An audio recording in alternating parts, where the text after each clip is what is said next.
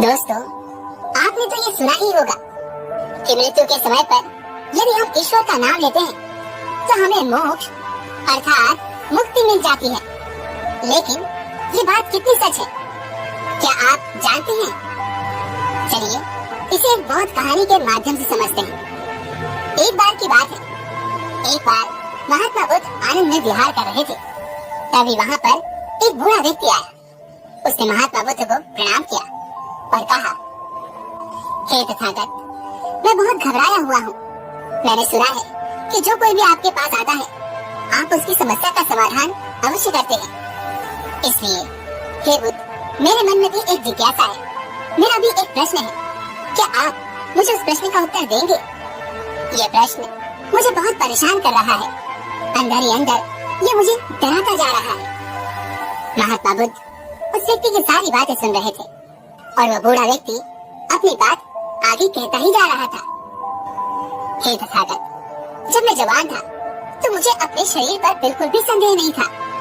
मैं अपने आप को शक्तिशाली मानता था, परंतु जैसे जैसे बुढ़ापा मेरे नजदीक आ रहा है मेरा शरीर कमजोर होता जा रहा है। मुझे अपने शरीर पर संदेह हो रहा है। हे बुद्ध, मैंने सुना है कि आपने सत्य की प्राप्ति की है, आप परम ज्ञानी हैं। क्या आप मेरे मन में उठ रहे इस प्रश्न का जवाब मुझे देंगे? तभी महात्मा बुद्ध कहते हैं, पूछो, तुम क्या पूछना चाहते हो? तभी वो बूढ़ा व्यक्ति अपने दोनों हाथ जोड़कर महात्मा बुद्ध से कहता है, हे बुद्ध, मैंने बचपन से एक ही बात सुनी है कि मृत्यु के समय पर यदि हम भगवान का नाम लें तो हमारे सारे पाप मिट जाते हैं और हमें मोक्ष मिल जाता है।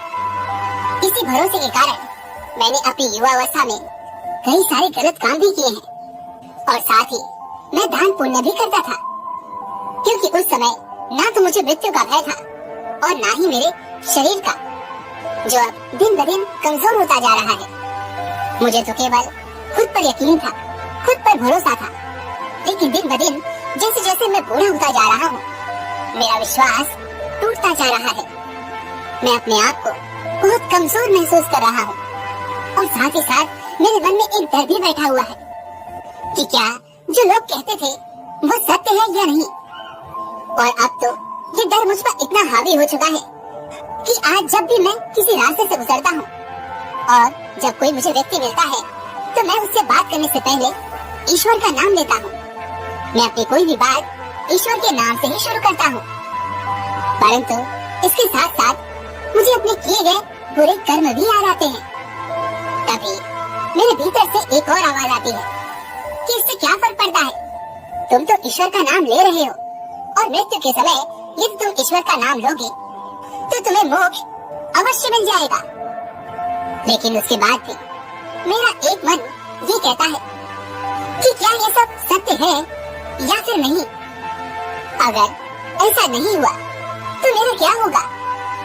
और इसी कारणवश आज मैं आपके पास आया हूँ। मैं केवल आपके मुख से एक बार ये सुनना चाहता हूँ कि जो भी ये लोग कहते हैं कि अंतिम समय पर यदि आप भगवान का नाम लेते हैं तो आपको मोक्ष मिल जाएगा, ये बात सत्य है।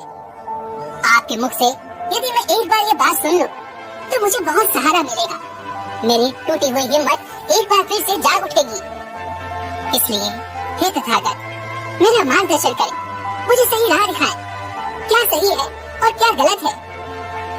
महात्मा बुद्ध ने उस व्यक्ति की सारी बातें ध्यानपूर्वक सुनी और उसके बाद उन्होंने पास ही में पड़ा हुआ एक लकड़ी का छोटा सा टुकड़ा उठाया और उसे उस बूढ़े व्यक्ति के हाथ में थमाते हुए कहते हैं, ये लो और इसे ईश्वर के नाम पर मुझे जलाकर दिखाओ। महात्मा बुद्ध के मुख से यह सुनकर वो व्यक्ति बहुत अच्छा जल पड़ गया। वह यह सोचने लगा कि भला ईश्वर के नाम से ये लकड़ी कैसे जल उठेगी। वह बूढ़ा व्यक्ति महात्मा बुद्ध से कहता है, हे तथागत, आप ये क्या कह रहे हैं? भला केवल ईश्वर के नाम लेने से ये लकड़ी कैसे जल उठेगी? इसे जलाने के लिए तो अग्नि की आवश्यकता पड़ेगी। तभी महात्मा बुद्ध कहते हैं, ठीक है, कोई बात नहीं। अगर तुम ये नहीं कर सकते तो तुम अपने ईश्वर का नाम लेकर मुझे पानी पर चलकर दिखाओ या फिर कोई ऐसा कार्य करके दिखाओ जो तुम्हारे भगवान का नाम लेने से सिद्ध हो जाए। फिर चाहे वो पानी पर चलकर दिखाना हो या फिर हवा में उड़ना, या फिर तुम चाहो तो बिना उपजाऊ जमीन के, बिना बीजों के फसल भी उगा के दिखा सकते हो। जो भी तुम करना चाहो अपने ईश्वर का नाम लेकर मुझे वो करके दिखाओ।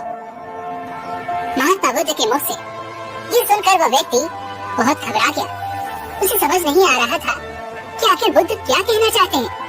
तभी थोड़ा अचरज में वो महात्मा बुद्ध से कहता है, हे बुद्ध, मैंने तो बस इतना ही सुना था कि अंतिम समय पर ईश्वर का नाम लेने से हमें मुक्ति मिल जाती है, और मैं तो आपसे बस यही जानने आया था कि क्या ये बात सत्य है या फिर असत्य। आप मुझे बस इतना बता दीजिए कि हमें मुक्ति मिलती है या नहीं। तभी महात्मा बुद्ध मुस्कुराते हुए उस बूढ़े व्यक्ति से कहते हैं, भंते, इस विहार में हम सभी भिक्षुगण ध्यान करते हैं, और इस ध्यान में हमारा पूरा ध्यान सांसों की तरफ होता है, और ये सांसें ही हमें अपने विचारों के केंद्र में बनाए रखने में हमारी मदद करती है। लेकिन ये सारे विचार हमारे चारों ओर घूमते रहते हैं, और इस प्रकार केवल सांसों पर ध्यान रखकर, सांसों को पकड़कर हम अपने मन के विचारों में बहने से बच जाते हैं, और अंत में हमारे पास केवल हमारी सांस ही रह जाती है, और अन्य कुछ भी नहीं बचता।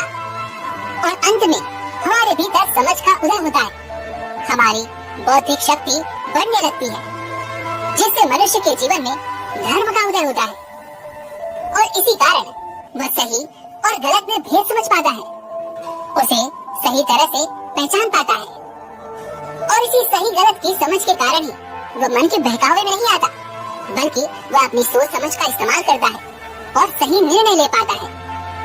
और जब वह व्यक्ति सही निर्णय लेने लगता है, तब उसे किसी बात का कोई डर नहीं रह जाता।